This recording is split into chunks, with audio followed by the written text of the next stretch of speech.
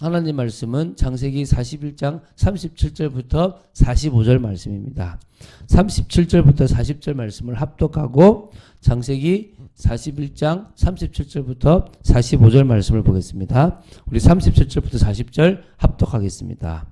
바로와 그의 모든 신하가 이 일을 좋게 여긴지라 바로가 그의 신하들에게 이르되 이와 같이 하나님의 영에 감동된 사람을 우리가 어찌 찾을 수 있으리요 하고 요셉에게 이르되 하나님이 이 모든 것을 내게 보이셨으니 너와 같이 명철하고 지혜 있는 자가 없도다. 너는 내 집을 다스리라. 내 백성이 다 내 명령에 복종하리니 내가 너보다 높은 것은 내 왕자뿐이니라. 자, 오늘 보게 될 창세기 이 41장 37절부터 45절은 요셉이 마침내 애굽의 총리가 되는 내용입니다. 야, 이거 드라마틱하죠. 자, 바로 왕은요, 애굽의 사할이 달려있는 이 중요한 꿈의 석을 요셉이 하게 됐기 때문에 요셉을 극찬하면서 그를 자기 다음 가는 애굽의 최고 통치권자인 총리로 세웁니다. 이로써 요셉은 자신의 꿈대로 존귀한 자가 되었습니다. 또 야곱 가족을 애굽으로 이주시키기 위한 하나님의 모든 준비가 끝났다라고 보시면 됩니다. 자, 요셉이 지금 종으로 팔려온 지 13년 만에 일어난 일입니다. 하나님의 계획이 되게 더디게 보이죠. 13년 동안 요셉은 함께의 비밀을 누리면서도 어떻게 했습니까? 계속 남들이 볼 때는 아직도 노예야? 아니 감옥까지 갔어? 좀 뭐야? 하나님이 살아계신 거 맞아? 라고 할 만큼의 일이 일어났습니다. 그러나 가까이에서 그를 본 사람은 여호와께서 요셉과 함께 하셨다라고 인정할 만큼의 경통함이 있었습니다. 또 그리고 하나님은 당신의 그 기약, 때가 이루어지는, 그래서 때가 찬다는 그 시간표를 이루어질 때까지 기다리시고 또 기다리십니다. 그래서 우리는 우리에게 주어진 모든 시간표 속에서 함께의 비밀을 누릴 수 있어야 될 것이고요. 그리고 참응답을 받아 나갈 수 있어야 될 줄 믿습니다. 내 시간표가 아니라 누구의 시간표 속에서요? 하나님의 시간표 속에서. 그런 축복을 누린 여러분 되시기 바랍니다. 자, 말씀을 보겠습니다. 37절부터 38절 말씀을 먼저 보겠습니다. 그 39절요. 자, 성경을 보면 바로와 그의 모든 신하가 요셉이 말한 것을 모두 이렇게 좋게 여겼다라고 얘기합니다. 이게 지금 가능한 얘기냐? 자, 어떤 나라든지 완전한 나라는 없습니다. 항상 권력은 암투를 만듭니다. 사단이 역사하는 현장일수록 나라일수록 더 팔을 정하고 더 올라가려고 노력합니다. 그러면 생각해 보십시오. 아무 이름 없는 한 사람, 히브리 그 노예 출신의 그 사람 청년이 갑자기 일약 모든 사람의 인정을 받고 갑자기 총리가 된다는 게 말이 됩니까? 상식적으로 말이 되겠습니까? 말이 안 됩니다. 그런데요, 저는요, 이런 의미를 부여합니다. 지금 시대와 다르게 그 시대는 신이 보낸 사람이다라 그러면 받아들이죠. 뭐 계시의 사람, 뭔가 뭐 전설 속에 예언된 사람이다 이러면 그냥 맹목적으로 그 사람이 맞는지 안 맞는지 몰라도 받아들이는 그런 과거의 문화들이, 과거의 어떤 그런 습성들이 있습니다. 저는 바로왕과 신하들이 자신들의 어떤 뭐 라인 또 어떤 괴계 이 모든 것을 넘어설 수 있는 신이 보낸 사람이다라는 생각을 가지게끔 만들었다고 생각됩니다. 분명히 특권층들이 그 귀족들이 이미 나름대로 다 장악한 그 틈을 일반적인 방법으로는 절대 파고 들어갈 수가 없습니다. 지금도 이미 금수저, 흙수저 다 나눠지잖아요. 그 시대는 얼마나 심각합니까?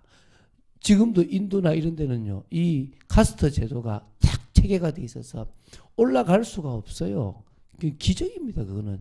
지금 이 상황에서요, 요셉이 총리가 될 수 있다는 것은 기적입니다. 그래서 저는요, 하나님이 그 바로 왕뿐만 아니라 모든 권력층들이 인정할 만큼의 야, 저 사람은 신이 보냈다. 이 사람들이 해석할 수 없는 모든 박술, 술객, 뛰어난 사람들이 해석할 수 없는 것을 저 사람은 해결했다라고 신이 보냈다라는 생각을 가지게끔 만들었다고 생각하는 겁니다. 그게 37절, 38절에 첫 번째 뭡니까? 모두 다 좋게 여겼고요. 바로가 이제 신하들에게 말하는 걸 본받합니다. 이와 같이 하나님의 영에 감동된 사람을 우리가 어찌 찾을 수 있으리요? 찾을 수 있다 없다? 없다라는 거예요. 하나님의 영에 감동된 사람은 찾을 수 없다는 거예요. 이러면 끝났잖아요.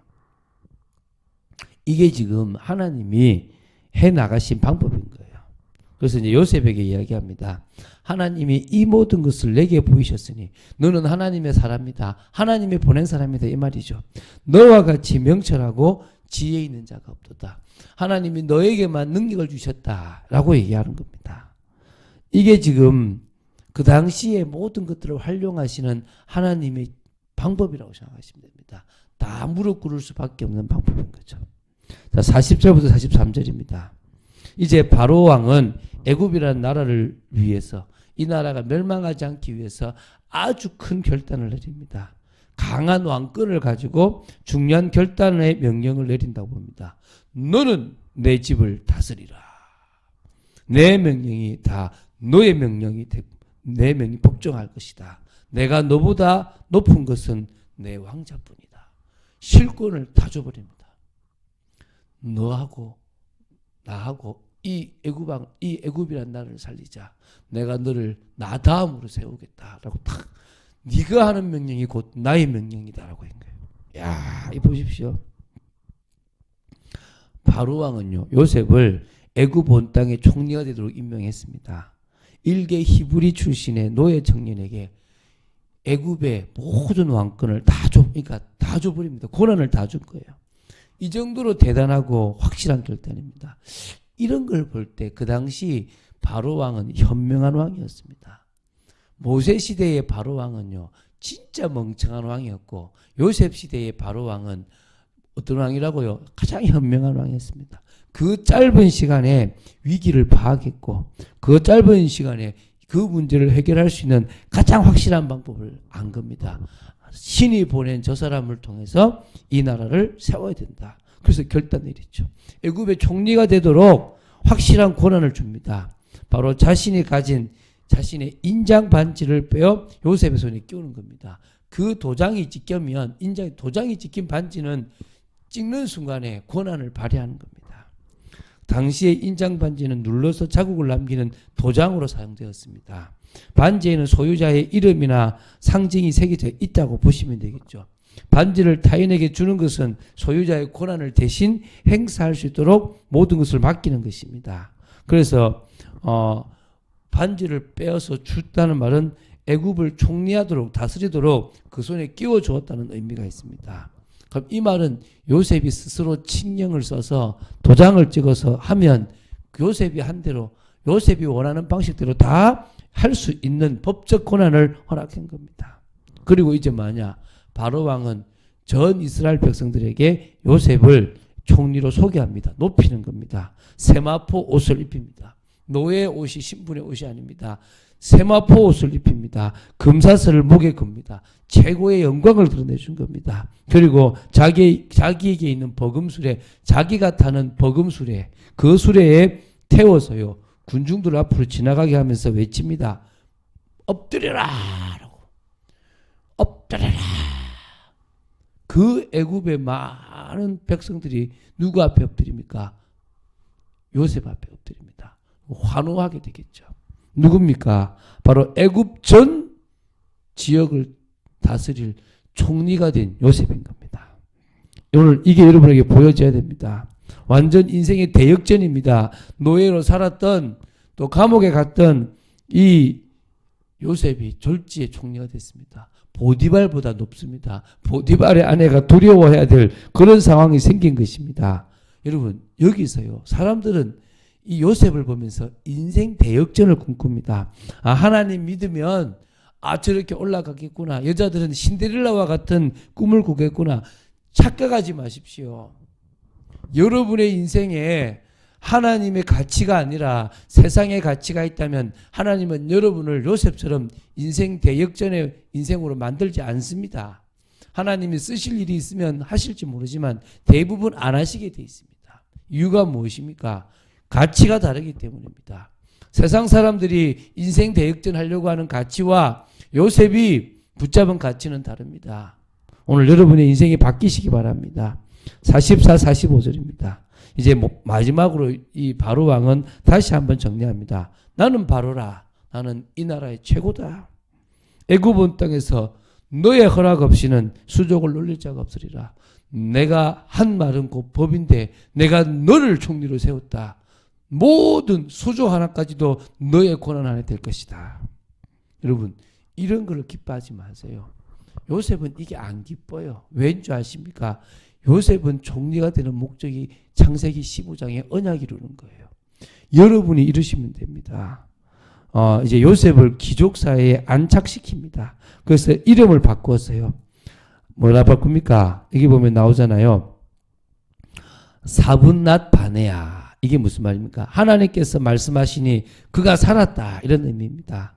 요셉의 바로 애굽의 생명, 애굽의 운명을 맡고 있다라고 하는 것에서 그 이름이 드러나는 걸 알 수 있습니다.